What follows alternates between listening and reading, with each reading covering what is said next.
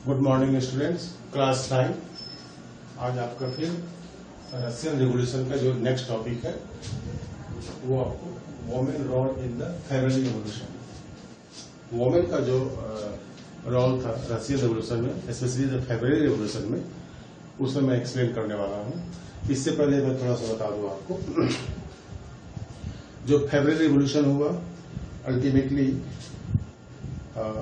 Army ने monarch के order को रिफ्यूज कर दिया फायरिंग करने के लिए, और वर्कर्स और आर्मी ने मिल करके सोवियत का फॉर्मेशन किया, जिसे बाद में नाम दिया गया पेट्रोग्राद सोवियत। उसे क्या नाम दिया गया बाद में? पेट्रोग्राद सोवियत नाम दिया गया उसे। और यह था प्रोविजनल गवर्नमेंट। लेकिन जो लिबरल्स थे और जो डीमा के मेंबर्स थे वो चाहते थे कि इलेक्टेड गवर्नमेंट हो और कॉन्स्टिट्यूएंट असेंबली का फॉर्मेशन हो, और कॉन्स्टिट्यूएंट असेंबली का formation on the basis of universal adult franchise पे होना चाहिए, और जो गवर्नमेंट हो वह डेमोक्रेटिक और इलेक्टेड गवर्नमेंट। तो ये प्रोविजनल गवर्नमेंट के फाउंडेशन के बाद ये डिमांड था लिबरल्स का। इसमें हमें पढ़ना है कि वोमेन का पार्टिसिपेशन क्या था फेब्रुअरी रिवॉल्यूशन में, वोमेन का पार्टिसिपेशन। तो मैं बता दूं, जो वोमेन वर्कर्स थे उन्होंने अपने को पार्टनर्स को वर्कर को इंस्पायर्ड किया for the revolution, for the movement. वो इंस्पायर करते। उसमें एक इंपॉर्टेंट जो लीडिंग वोमेन थी, वर्कर्स थी, उनका नाम था लॉरेंज, जो टेलीफोन फैक्ट्री में काम करती थी। लॉरेंज नाम था उनका, जो टेलीफोन फैक्ट्री में काम करती थी। लॉरेंज टेलीफोन फैक्ट्री में काम करती, उसका नाम था मार्फा वेसिलेवा। मार्फा वेसिलेवा एक टेलीफोन वर्कर थी जो फैक्ट्री में काम करती, और सबसे पहले सक्सेसफुली उसने ही स्ट्राइक स्टार्ट किया और लीड किया उसने वोमेन को। और at the day of the women's day, जो लास्ट में मैंने बताया, जिस दिन वोमेन ने स्ट्राइक को लीड किया, उसको इंटरनेशनल वोमेन्स डे के रूप में मनाया जाता था। उस दिन उसने अपने मेन पार्टनर को वर्कर को उसने रॉ प्रोवाइड किया, रेड रॉज। यहाँ रेड रॉज से मतलब है रंगीन लाल रंग का धनुष, और 3 धनुष प्रोवाइड किया उसने। तो this was the role of the women in the February revolution. ठीक है, ये वोमेन ने फेब्रुअरी रिवॉल्यूशन में अपना पार्टिसिपेट किया और लीडिंग किया।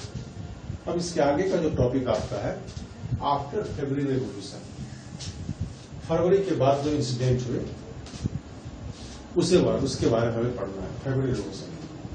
तो जैसा कि मैंने बताया आपको कि फरवरी में जो रिवॉल्यूशन हुआ उसके बाद प्रोविजनल गवर्नमेंट का फॉर्मेशन हुआ। लेकिन प्रोविजनल गवर्नमेंट में जो इन्फ्लुएंशियल क्लास के पीपुल थे वो कौन थे? Army, landlords and industrialist. यहाँ इन्फ्लुएंसर का मतलब है प्रोविजनल गवर्नमेंट में ये सारे ही मेंबर्स थे। लिबरल्स और सोशलिस्ट की संख्या नहीं थी उसमें। मेंबर्स कौन थे ज्यादा? Army, land owners and industrialist.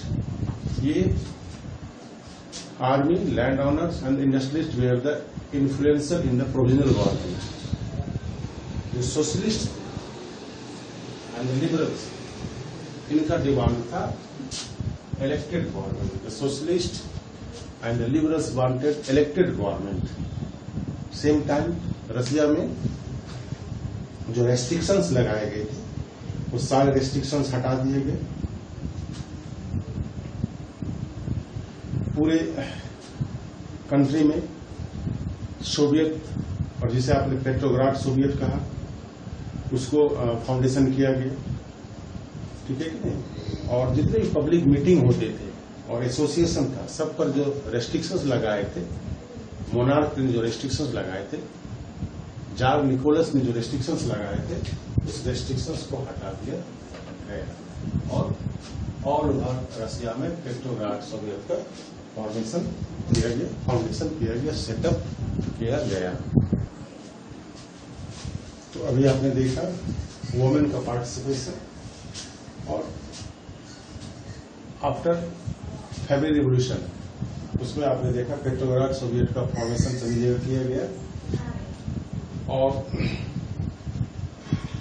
जो पेट्रोग्राड सोवियत थे उसमें specially landlords, army officers influencer थे, प्रोविजनल गवर्नमेंट। 1917 में, अप्रैल 1917 में बोल्शेविक लीडर व्लादिमीर लेनिन, जो इससे पहले मैंने बताया था कि बोल्शेविक और मेंशेविक में कन्वर्ट हुए थे, पार्टी का फाउंडेशन हुआ था, तो बोल्शेविक लीडर था व्लादिमीर लेनिन, जो इसे एक्साइल कर दिया गया था, देश से निकाला कर दिया गया था। जब प्रोविजनल गवर्नमेंट का फॉर्मेशन हुआ और मोनार्क डिपोज हुआ, यहां आप कह सकते हैं जार निकोलस जब ओवरथ्रोन किए गए और प्रोविजनल गवर्नमेंट का फॉर्मेशन हुआ, तो लेनिन जो देश से बाहर चला गया था वो लौट कर आ गया।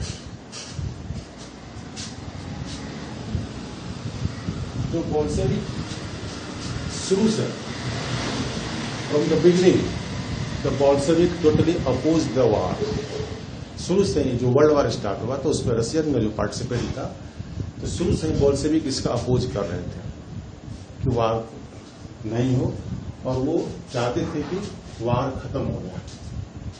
लेनिन जो लीडर थे, उनका कहना था कि जो सोवियत का जो फॉर्मेशन भी हुआ, जैसे मैंने बताया आपको पेट्रोग्राड सोवियत का फॉर्मेशन हुआ, अकॉर्डिंग टू लेनिन जो सोवियत है उसे अब पावर को सीज कर लेना चाहिए। तो पावर को सीज किससे वो करेंगे? प्रोविजनल गवर्नमेंट से। किससे करेंगे? वो प्रोविजनल गवर्नमेंट से पावर को सीज करेंगे। ये थिंकिंग था, लेनिन का थिंकिंग था कि पावर को सीज करने में अब गवर्नमेंट किसके हाथ में आ जाए? प्रोविजनल गवर्नमेंट के हाथ में आ जाए। और तब लेनिन ने डिक्लेयर किया, वो किसका लीडर था? बोल्शेविक पार्टी का लीडर था। उसने डिक्लेयर किया end of the war, Russia को लड़ाई नहीं लड़नी चाहिए, वर्ल्ड वार को में पार्टिसिपेट नहीं करना चाहिए। जो लैंड है रशिया में, जिसके मालिक लैंडलॉर्ड्स हैं और कंजर्वेटिव्स हैं, वो लैंड टोटली पीजेंट में डिस्ट्रीब्यूट होना चाहिए। जो देश के अंदर बैंक है, जो प्राइवेट पीपुल का बैंक है, वो नेशनलाइज होना चाहिए। ये उन्होंने डिमांड किया, और इस 3 डिमांड को मिलाकर के क्या नाम दिया गया? April thesis. उसे क्या कहा गया? लेनिन का एप्रिल थेसिस नाम दिया गया। ये 3 डिमांड किसके थे? लेनिन के 3 डिमांड, जिसे एप्रिल थेसिस कहा गया। और इसने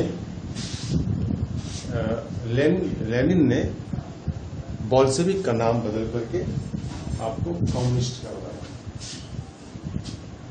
उसने बोल्शेविक पार्टी जो थी उसका नाम कन्वर्ट करके क्या करवाया? कम्युनिस्ट पार्टी नाम रखवाया इसका। लेकिन सेम टाइम जो बोल्शेविक के अदर मेंबर्स थे, वो नहीं चाहते थे कि अभी प्रोविजनल गवर्नमेंट को डिपोज किया जाए। The other member of the Bolshevik they are not ready to withdraw the provisional government. They wanted to support the provisional government. वो चाहते थे, अदर मेंबर चाहते थे सपोर्ट करना, किसको? प्रोविजनल गवर्नमेंट को सपोर्ट करना। ये कॉन्फ्लिक्ट चल रहा था बोल्शेविक पार्टी के अंदर, या फिर कहें आप कम्युनिस्ट पार्टी के अंदर। 2 धाराएं थी। एक समझ रहे थे कि अभी प्रोविजनल गवर्नमेंट को कुछ दिन और चलने दिया जाए। दूसरे का थिंकिंग था कि प्रोविजनल गवर्नमेंट को टोटली डिपोज करके और पावर को कम्युनिस्ट पार्टी को अपने हाथ में ले लेना चाहिए, सोवियत को अपने हाथ में ले लेना चाहिए। This was the different ideas of the members of the Bolsheviks. Summer में ये था, अप्रैल के बाद ये समर में वर्कर्स मूवमेंट स्टार्ट हो गया रशिया में। समर में वर्कर्स मूवमेंट स्टार्ट हो गया रशिया में।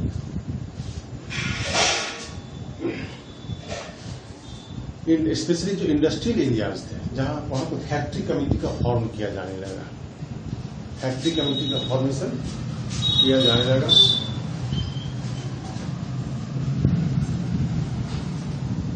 Industrial areas workers movement start हो गया, फैक्ट्री कमेटी का फाउंडेशन किया जाने लगे, और उन्होंने अपोज किया कि इंडस्ट्रियलिस्ट फैक्ट्री अब नहीं चलाएंगे, कौन नहीं चलाएंगे?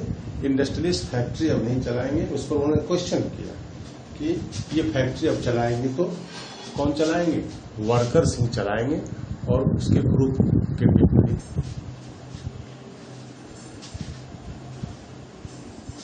ऑल रसिया में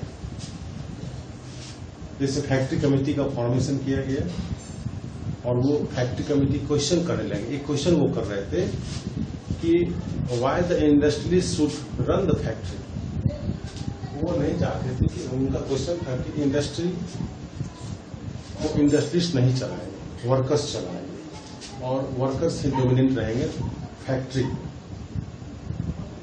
जिसके कारण पूरे रसिया में ट्रेड यूनियन का फॉर्मेशन होने लगा, सोल्जर कमेटी का फॉर्मेशन होने लगा। सोल्जर कमेटी का फॉर्मेशन हुआ,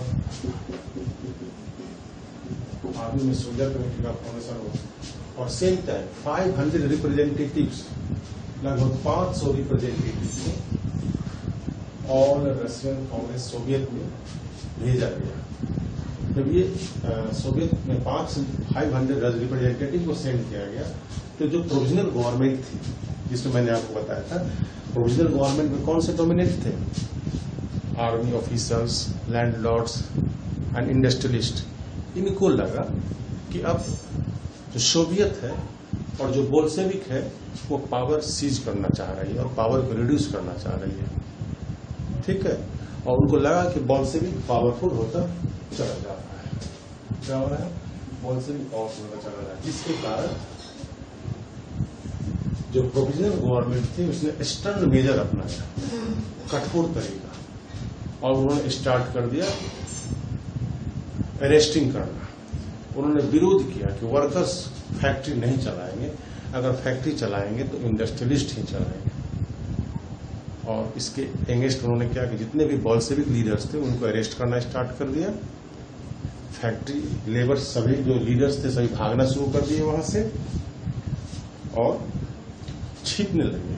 जैसे अरेस्टमेंट स्टार्ट हुआ बोल्शेविक लीडर्स के, सोवियत लीडर्स का, बाय प्रोविजनल गवर्नमेंट, लीडर्स वहां से भागना स्टार्ट कर दिए। Same time in the countryside peasants and their socialist revolutionary leaders pressed for the redistribution of land. और गांव में जो किसान थे और जो सोशलिस्ट लीडर थे उन्होंने प्रेशर माउंट कर दिया कि लैंड जो है ना वो लैंडलॉर्ड्स के पास नहीं रहे। किसके पास रहे? पीजेंट के पास रहे। लैंड किसे मिलना चाहिए? पीजेंट के पास होना चाहिए, not in the hand of the landlords, ठीक है कि नहीं। इसके कारण लिए उन्होंने गांव में कमिटीज बनाए और सोशलिस्ट रिवोल्यूशनरीज और पीजेंट को सीज करने के लिए ऑर्डर जारी कर दिया कि पूरे गांव में किसान जो लैंडलॉर्ड्स के पास जमीन है उनको सीज कर दें। So this was the after revolution, February revolution के बाद ये सारे इंसिडेंट्स हुए रसिया में। आपके लिए दो इम्पोर्टेंट क्वेश्चन है, उसे आप सॉल्व करेंगे। फर्स्ट है April thesis, explain April thesis, and second है role of the women in the February revolution. Russia के फरवरी रेवोल्यूशन में वुमेन का क्या पार्टिसिपेशन था इसके बारे में और अप्रैल थीसिस के बारे में आपको एक्सप्लेन करना है। जबकि इसके पहले मैंने आपको अप्रैल थीसिस का बताया था। अप्रैल थीसिस में किसने, लेनिन ने जो डिमांड्स रखे थे 3 डिमांड्स, उसको अप्रैल थीसिस के रूप से जाना गया। ओके।